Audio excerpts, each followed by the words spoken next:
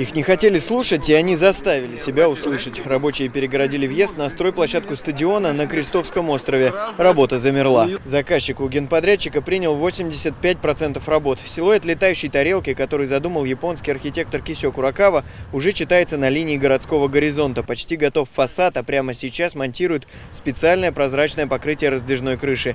Неспортивный спор на стадионе рассудили специалисты прокуратуры. Идет проверка субподрядчиков. В ходе проверки в деятельности ИП Пантелеева выявлена задолженность по заработной плате за июнь 2016 года в размере 700 тысяч рублей. В деятельности общества с ограниченной ответственностью «Элпром» также выявлена задолженность по заработной плате за июнь 2016 года в размере 1 миллион 300 тысяч рублей. Итог проверки. Одно административное дело возбудили, сейчас решают насчет второго.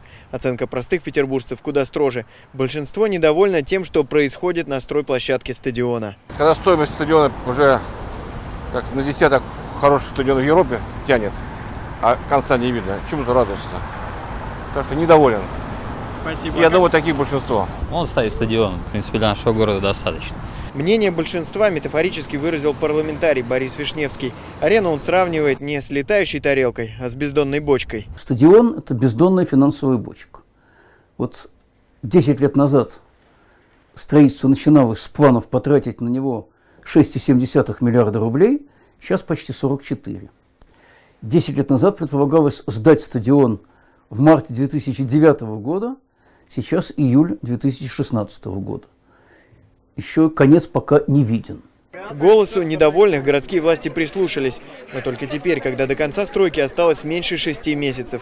15 июля генеральному подрядчику вручили уведомление об одностороннем расторжении госконтракта. Смена генподрядчика непредсказуемым образом скажется на том, как увеличатся сроки, может быть, даже увеличится смета. Это очень сложная процедура замены генподрядчика. Экономически для него будет очень выгодная ситуация. При этом объект, повторимся, практически готов на 85%.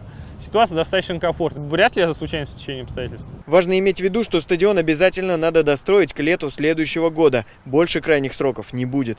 Петербург должен принять Кубок Конфедераций, иначе хозяйкой чемпионата мира по футболу будет уже не Россия. Владимир Степанов из Петербурга для настоящего времени.